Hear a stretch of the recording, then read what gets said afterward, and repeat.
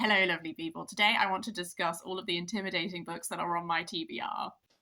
Doobie doobie doobie doobie doobie doobie doobie doobie doobie doo. Doobie doobie doobie doobie doobie doobie doobie doobie Sophie Vlogs.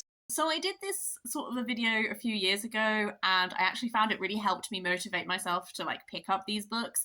And I have developed a little stack that I've realized are also books that have been intimidating me for a couple of reasons, so I haven't been prioritizing them. So I thought, again, if I made this video and then I make a follow-up of me actually reading and reviewing them, that would be a really great motivating factor. What I thought I'd do is I thought I would just go through them at random and we'll just talk about it that way. I will kick things off with The Silmarillion by Tolkien. I love Lord of the Rings. I recently finished my Lord of the Rings reread. I feel like I am the best equipped that I have ever been to tackle the Silmarillion. I want to know all of the knowledge. I want to understand all of the backstory and all of the stuff like this. I have heard that the form of this is challenging. Words have been used to me, such as dull and turgid, and I think that was my father. But I think that I could really love this. I think I could get a lot out of it. I'm potentially going to be buddy reading this with my friend Mark, and then we'll motivate each other, and then we can I'm thinking if I have chats about it as I go through, it'll keep me really focused, and it'll make me actually complete it. Because I love Tolkien, what I have read, and I want to know more. I really want to understand everything that is in this and how it then relates to what I have already read and that kind of thing. So I'm really excited, and I'm determined that this one I do really want to do this year in 2023. To jump off that, my friend Mark, that I will be buddy reading that with, has gifted me a book that I am also intimidated by. This is Paradise Rot by Hval. I previously have read Girls Against God by Hval, which my friend also gifted me because we did a podcast episode on it, and I will link that down below if you want to listen to it. I found that I did enjoy reading it. I liked it a lot more after having talked to my friend about it. Not that I didn't like it before, but hearing his enthusiasm and hearing him talk about it really highlighted to me what I had really enjoyed about the text. And I found that a really great way of processing a text that I did find challenging to read at times. That is largely because Hval plays around with a lot of imagery. It felt very surreal. Girls Against God was kind of elements of death metal, elements of this girl, I don't even know how to describe it. I'm doing a terrible job, but it was almost like vignettes linked. It was very visual, which is sometimes good for me because I have a very visual brain, but also sometimes bad because there were elements that were quite gross and that kind of thing, and I'm not great with that. So there were things about that I found challenging. I think that this potentially might be more challenging to me than Girls Against God. I know that we are dealing with a lot more of that sort of gross rot element, and I will be interested to see how I find that. This is the bit where we're following this girl Jo, who is in a strange new country for university. She is in a house with no walls, which she's sharing with a woman who has no boundaries. Jo's sensitivity and all her senses become increasingly heightened and fraught as the lines between bodies and plants, dreaming and wakefulness blur and mesh. I've talked about this before. One of my horrors, that is a personal horror for me, is spores. The idea of breathing in spores, having things grow inside of me that I did not consent to have grow inside of me, stuff like that. I think that this blurring of bodies and external is going to tap into some personal horrors that I have. But I do think that it could be a really interesting reading experience, and it could challenge me and that kind of thing. So I'm very happy to have been gifted it, and I do think I could get a lot out of this. I'm just also deeply intimidated by it. Next up is The Last Days of New Paris by China Mieville. I have never read any China Mieville before. This would be my first. This intrigues me. It's just I'm also not sure how I'll get on with it. It is billed as a thriller of a war that never was. So it's in 1914, there's so many things. So it's this resistance movement in 1914, and this guy stumbles upon André Breton, the surrealist theorist, as part of this anti-Nazi group. oh, 19, I said 1914. I meant 1941. That was me getting my numbers wrong.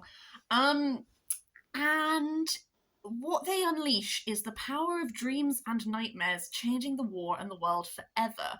And then we jump forward to 1950, where we have a lone surrealist fighter who is walking around this hallucinogenic Paris, where they're trapped in unending conflict, and the streets are stalked by living images and text and by the forces of hell.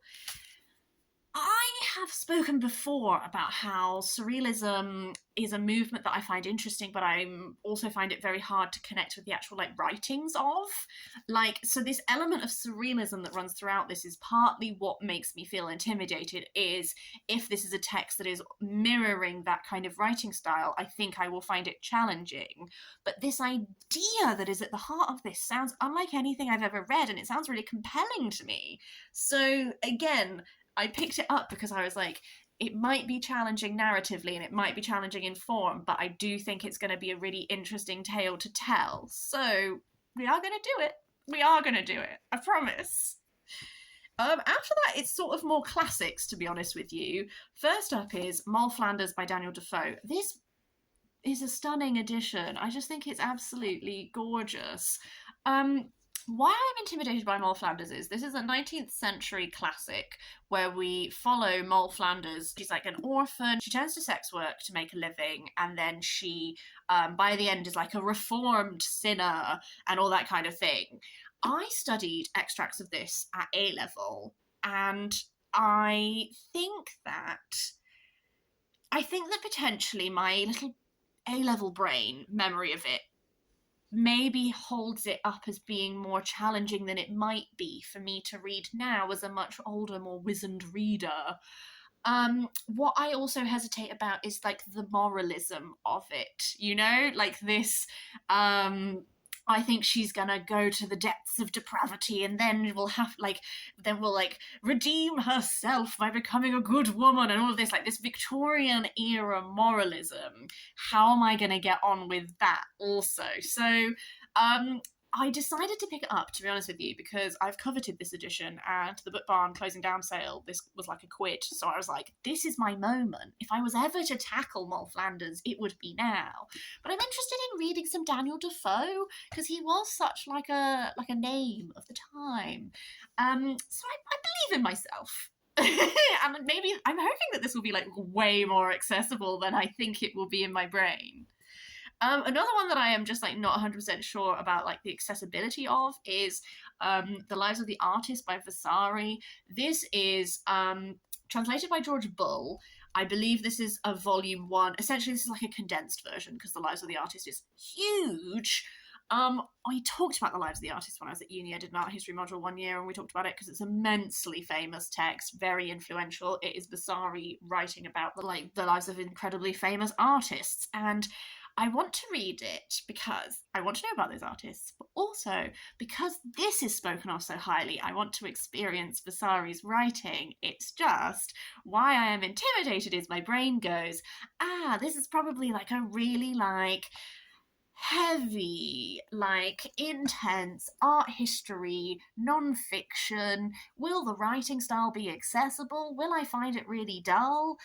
Those things might be true, but I won't know unless I try it, will I? So I'm going to challenge myself and just do it. That's what this whole video is.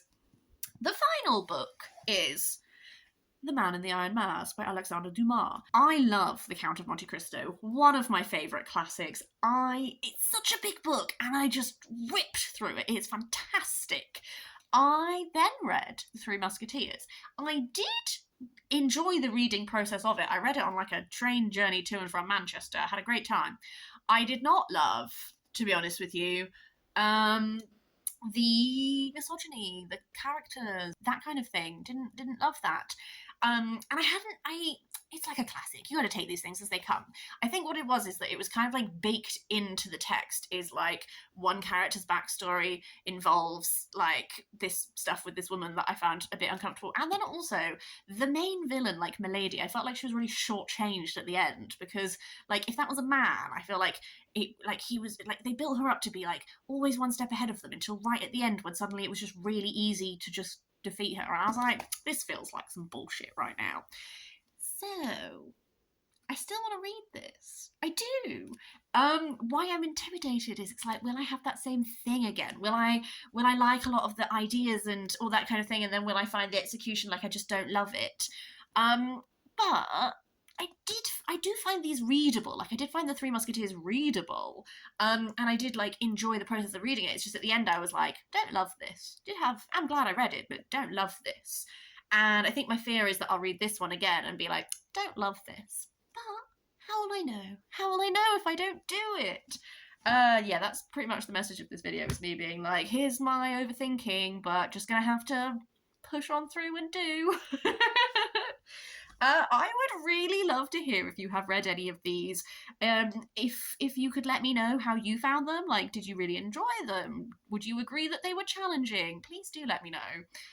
And I would also really love to know if there are any books that you have been putting off because you find them really intimidating. Because I enjoy the vision into what other people find intimidating, and it makes me feel a bit better about being intimidated by things sometimes. So if you would like to share those things, please do let me know in a comment down below. Otherwise, that's it from me, and I will see you next time for something different, and eventually I will check back in and tell you how I got on with these ones.